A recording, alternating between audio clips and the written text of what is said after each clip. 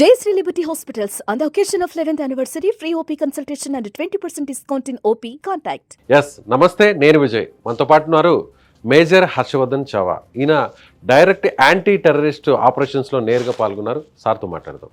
Sir నమస్తే. జై హింద్ అండి. సెర్చ్ ఆపరేషన్ జరుగుతుంది. ఇప్పుడు లేటెస్ట్గా ఒక ఇన్ఫర్మేషన్ కూడా వచ్చింది. అక్కడ బ్లాస్టింగ్ జరిగింది. ఎవరైతే ఇప్పుడు ఉగ్రవాదులు ఉన్నారో లోకల్గా సపోర్ట్ చేస్తున్న ఆసిఫ్ ఆదిల్ వీళ్ళిద్దరికి వాళ్ళే అక్కడ ప్రీ ప్లాన్డ్గా కొన్ని బాంబ్స్ని సెట్ చేశారు. సెర్చ్ ఆపరేషన్ జరుగుతున్న క్రమంలో అక్కడ ఎవరైతే పోలీసులు కానీ ఫోర్సెస్ కానీ వచ్చి అక్కడ ఏదన్నా వెతికే ప్రయత్నంలో ఆటోమేటిక్గా ఆ బాంబ్ బ్లాస్ట్ చేయాలా ప్లాన్ చేశారు అనేది విషయం కూడా బయటపడుతుంది. చూడండి, నిజంగా అలా ఉంటుంది. ఇది చాలా చిన్న విషయం అండి. టెర్రరిస్ట్కి ఒక పఠాన్ కోట్లో ఎప్పుడైతే టెర్రరిస్ట్ అటాక్ అయిందో, మన ఇండియన్ ఆర్మీ ఆఫీసర్ ఒక ఆయన ఎలా చనిపోయారు అంటే, టెర్రరిస్ట్ చనిపోయాడు. ఆ టెర్రరిస్ట్ బాడీని కలెక్ట్ చేసుకోవడానికి వెళ్ళినప్పుడు ఆ టెర్రరిస్ట్ అతను పడిపోయినప్పుడు అతని బాడీ కింద ఒక గ్రెనేడ్ది పిన్ను ఓపెన్ చేసి బాడీ కింద పెట్టుకున్నాడు. ఎప్పుడైతే ఆ బాడీని మనం లేపామో ఆ గ్రెనేడ్ బ్లాస్ట్ అయిపోయి మన ఆఫీసర్ ఒకరు చనిపోయారు. సో మీరు ఒక ఇంట్లో ఎవరైనా ఎంటర్ అవుతున్నప్పుడు అక్కడ ఏదైనా బ్లాస్ట్ జరగాలంటే దానికి పెద్ద టెక్నాలజీ ఏం అవసరం లేదండి. ఫర్ ఎగ్జాంపుల్, ఒక అల్మీరా ఉంది. ఆ అల్మీరా వెనకాల ఒక గ్రెనేడ్ మీరు అతికిచ్చి దానికి ఒక ఏదైతే పిన్ ఉంటుందో ఆ పిన్నుకి ఒక దారం కట్టి తీగలా కట్టి మీరు ఒకవేళ డోర్ ఓపెన్ చేసినా కానీ ఆ పిన్ ఎక్కడైతే వెళ్ళిపోతుందో మీకు గ్రెనేడ్ చాలా మూవీస్లో కూడా చూస్తుంటాం, బ్లాస్ట్ అయిపోతుంది. సో అలాగే నాకు తెలిసి వీళ్ళు ఏం చేశారు అంటే, వీళ్ళు ఇంటికి ఈవెన్చువల్గా వస్తారు ఫోర్సెస్ అని చెప్పి వీళ్ళకి తెలుసు. సో వీళ్ళు మన ఫోర్సెస్ చేసిన మంచి పని ఏంటి అంటే, వాళ్ళు బుల్డోజర్ తీసుకెళ్ళి దాన్ని మొత్తాన్ని ధ్వంసం చేశారు, డైరెక్ట్గా వెళ్లకుండా. మొత్తం ఎందుకనే ఐడియా ఉంది కాబట్టి డైరెక్ట్గా వెళ్ళలేదు. ఒకవేళ డైరెక్ట్గా వెళ్ళాల్సి వచ్చినా కానీ ఇవన్నీ వాళ్ళు చూసుకొనే వెళ్తారు. ప్రతి స్టెప్ వాళ్ళు లోపలికి వేసేటప్పుడు జాగ్రత్తగానే వెళ్తారు. ఇప్పుడు సార్ జరిగి దాదాపు ఒక 3-4 days అవుతుంది ఇన్సిడెంట్ జరిగి. ఇప్పటి వరకు వాళ్ళని పట్టుకోలేకపోతున్నారు. ఇది కూడా ఒక ఫెయిల్యూర్ అనుకోవాలి? లేదండి, ఇది పట్టుకుంటారు. It won't take much time. Maybe నాకు తెలిసి ఒక 7 days to 10 daysలో. వీళ్ళకు ప్రాబ్లం వీళ్ళు కాదండి. నేను ఫస్ట్ నుంచి చెప్పేది ఏంటంటే, మీరు ఎంత టెర్రరిస్ట్ని చంపినా, ఎంత టెర్రరిజంని మీరు తగ్గించాలని చూసినా కానీ అట్ ది ఎండ్ టెర్రరిస్ట్ అనేది ఎవరు? వీళ్ళందరూ తోలుబొమ్మలు. ఈ తోలుబొమ్మల్ని ఆడిచ్చేది ఎవరు? అనుకున్న పాకిస్తాన్ ఆర్మీ, పాకిస్తాన్ ఐఎస్ఐ. ఇప్పుడు ఆసిమ్ మునీర్ అని ఆయన ఎవరైతే Pakistan chief of army staff ఉన్నారో, వెళ్ళిన మీటింగ్ కానీ ఆ మీటింగ్లో ఆయన ఇచ్చిన స్టేట్మెంట్స్ కానీ మీరు చూసుకుంటే మీకు అర్థం అవుతుంది. ఇప్పటికే కాశ్మీర్ అంతర్భాగంగా అంటున్నారు. పాకిస్తాన్లో ఇప్పుడు చాలా దయనీయ స్థితి. ఎకనామికల్గా వాళ్ళు చాలా ప్రాబ్లమ్స్ ఫేస్ చేస్తున్నారు. డ్యూరెంట్ లైన్ అని ఏదైతే పాకిస్తాన్ ఆఫ్ఘనిస్తాన్కి బార్డర్ ఉందో అక్కడ వాళ్ళకి ఇష్యూస్ జరుగుతున్నాయి. అక్కడ చాలా మంది ఫోర్సెస్ వాళ్ళు దెబ్బతింటున్నారు. రీసెంట్గా మనం బలూచిస్తాన్లో చూసాం, ఒక ట్రైన్ మొత్తం ఏవైతే ఆర్మీ వాళ్ళని తీసుకెళ్తున్నారు దాన్ని హైజాక్ చేసి అక్కడ కూడా చాలా లాస్ క్రియేట్ చేశారు బలూచ్ లిబరేషన్ ఆర్మీ వాళ్ళు. ఇంటర్నల్గా తెహ్రీకే తాలిబాన్ పాకిస్తాన్ అని చెప్పి ఒక ఆర్గనైజేషన్ ఉంది. ఎప్పుడైతే ఇమ్రాన్ ఖాన్ని జైల్లో వేశారో అప్పటి నుంచి వీళ్ళు కొద్దిగా యాక్టివ్ అయ్యి పాకిస్తాన్ ఆర్మీ మీదో లేకపోతే పాకిస్తాన్ గవర్నమెంట్ మీద వీళ్ళు లోపల నుంచి బాగా ఇబ్బంది పెట్టడం మొదలుపెట్టారు. ఒకవైపు గిల్గిట్ బాల్టిస్తాన్ కానివ్వండి, లేకపోతే పిఓకే కానివ్వండి, వీళ్ళు ఏమంటున్నారంటే, ఏదైతే కశ్మీర్ ఉందో ఇండియా దగ్గర, అక్కడ వాళ్ళు మాకన్నా మంచి లైఫ్ బతుకుతున్నారు, అక్కడ వాళ్ళకి నిత్యావసర వస్తువులన్నీ చాలా తక్కువ రేటుకి వస్తున్నాయి, మీరు పిఓకేని ఆక్యుపై అయితే చేసుకున్నారు కానీ మాకు ఇప్పటి వరకు మీరు చేసింది ఏం లేదు, మాకు నిత్యావసర వస్తువులు ఏవి మంచి రేట్లకు కూడా దొరకట్లేదు, పేదరికం ఉంది, జాబ్స్ ఏమీ లేవు, మీరు మమ్మల్ని నాశనం చేశారన్న మైండ్ సెట్లో వాళ్ళు కూడా ఉన్నారు. సో ఇలాంటి టైంలో ఆసిమ్ మునీర్ వచ్చి Kashmir is like our jugular vein ఇలాంటి స్టేట్మెంట్స్ ఎందుకు ఇచ్చారు అంటే, హిందూస్ని ఎందుకు చంపారు అంటే, అట్ ది ఎండ్ వాళ్ళు కావాలనుకునేది ఏంటి అంటే, ఇప్పుడు అక్కడ ఉన్న లోకల్ పాకిస్తానీస్ అందరూ ఏదైతే పాకిస్తాన్ పాపులేషన్ ఏదైతే ఉందో వాళ్ళందరినీ ఒక భయభ్రాంతికి గురి చేసి హిందూస్ మిమ్మల్ని చంపడానికి వస్తున్నారు అని చెప్పి ఒక నెరేటివ్ క్రియేట్ చేసి ఆ కంట్రీని మొత్తాన్ని యునైట్ చేయాలనే ఒక డెస్పరేట్ యాక్షన్ కింద మనం చూడాలి. ఇది అంటే వాళ్ళకున్న తప్పులు సమస్యలన్నింటినీ కూడా అధిగమించడానికి ఇది ఒక వెపన్ లాగా వాడుతున్నారు. ఇది ఫస్ట్ టైం కాదు వీళ్ళు వాడింది.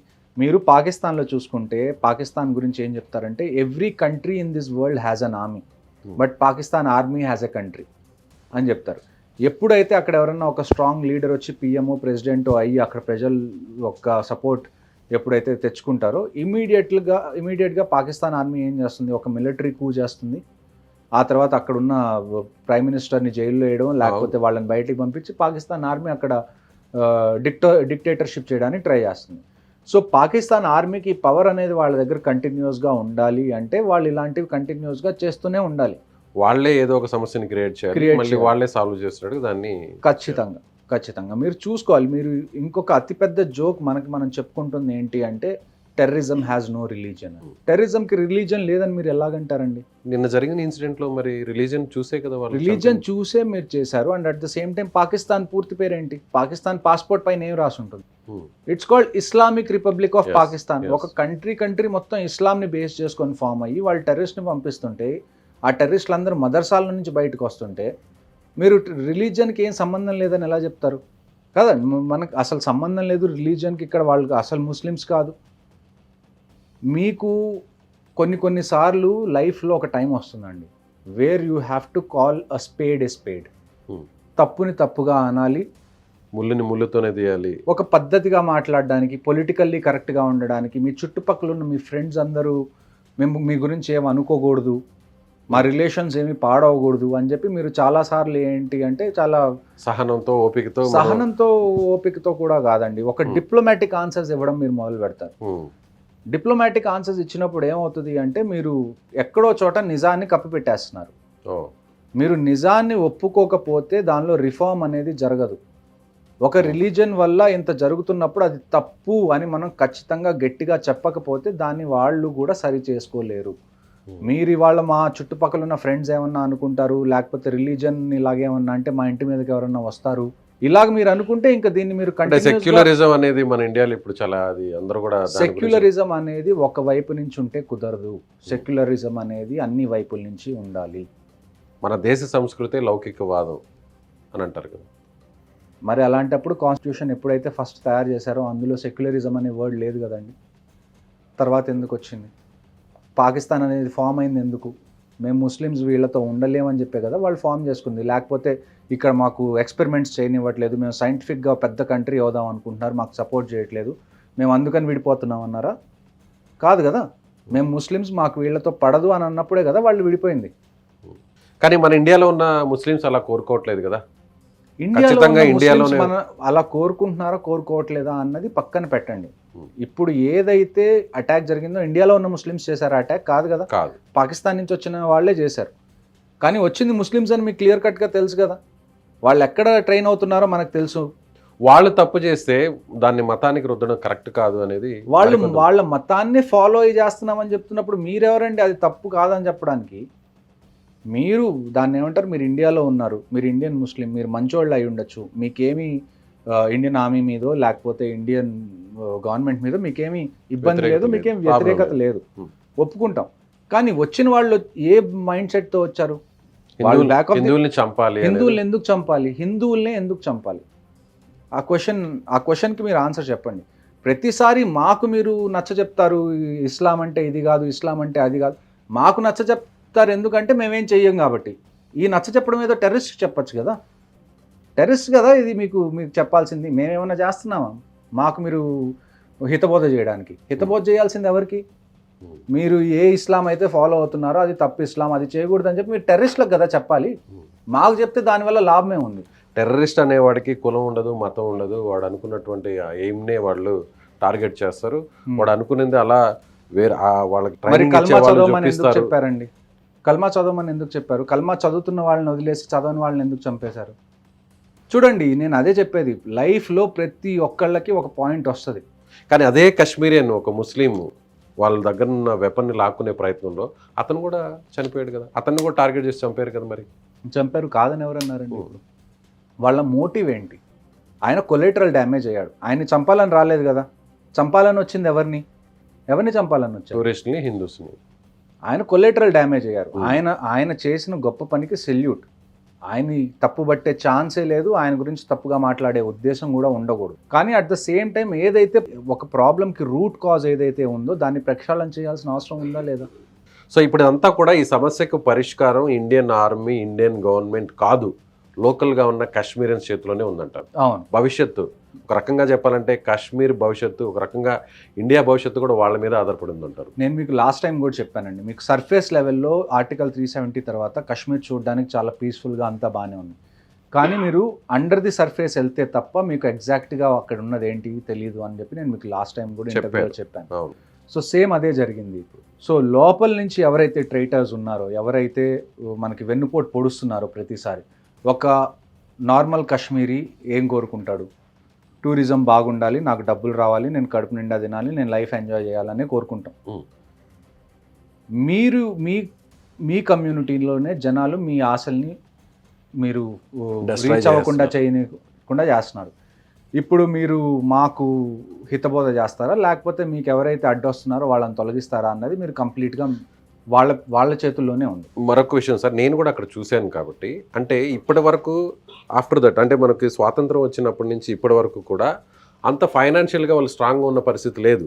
రీసెంట్గా ఆర్టికల్ 317 ఎప్పుడైతే రద్దు చేశారో అప్పటి నుంచి టూరిస్టుల సంఖ్య రావడం పెరిగింది.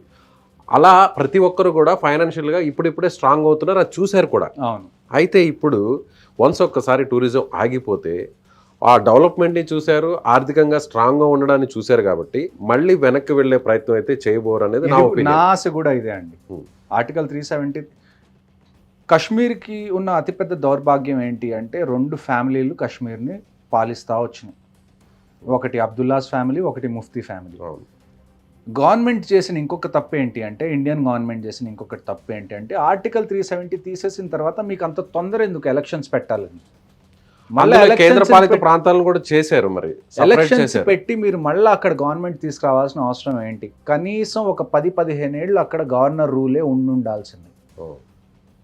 అంత తొందర ఏంటి? మనం మంచోళ్ళం అని చూపించుకోవడానికి చేసిన తప్పుల్లో అతి పెద్ద తప్పు దాన్ని అక్కడ మళ్ళీ జనరల్ ఎలక్షన్స్ అనేది కండక్ట్ చేయడం. నేను అక్కడ గ్రౌండ్ మీద ఉండి చూసిన వ్యక్తిని కాబట్టి నేను మీకు చెప్తున్నాను, అక్కడ ఆర్టికల్ 370 తీసేసిన తర్వాత చాలా పీస్ఫుల్గా ఉంది. అట్లీస్ట్ రోడ్డు మీదకి వచ్చి ఇంతకుముందు ఏవైతే ఇన్సిడెంట్స్ అయ్యేవో అవి చాలా తగ్గిపోయినాయి.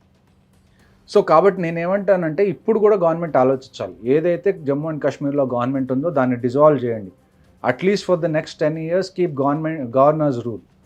సెంట్రల్ గవర్నమెంట్ ఏదైతే ఉందో వాళ్ళే కాశ్మీర్ని కనీసం ఒక 10 ఏళ్ళు దాన్ని చూసుకుంటే తప్ప ఇక్కడ మీకు సిచ్యువేషన్స్ అనేవి మారే ఛాన్సెస్ లేవు. Thank you so much. So ఇది మేజర్ హర్షవర్ధన్ చావ్ గారు చెప్పిన ప్రతి విషయం కూడా అందరూ కూడా ఆలోచించాల్సిన విషయం. నిజంగా ఈ సమస్యకు పరిష్కారం ఇండియన్ ఆర్మీ చేతిలోనో లేదంటే ఇండియన్ గవర్నమెంట్ చేతిలోనో లేదు. ఖచ్చితంగా అక్కడ లోకల్గా ఉన్న కాశ్మీరియన్స్ ఇప్పటికైనా ఆలోచించాలి.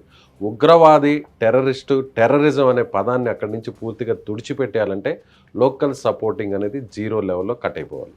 సో ఇది జరుగుతుందా లేదా కాలమే నిర్ణయించాలి. సో మీరేమనుకుంటున్నారు? ఈ వీడియో చూసిన తర్వాత మీ అభిప్రాయం ఏంటో ఖచ్చితంగా కామెంట్ చేయండి. Thank you so much.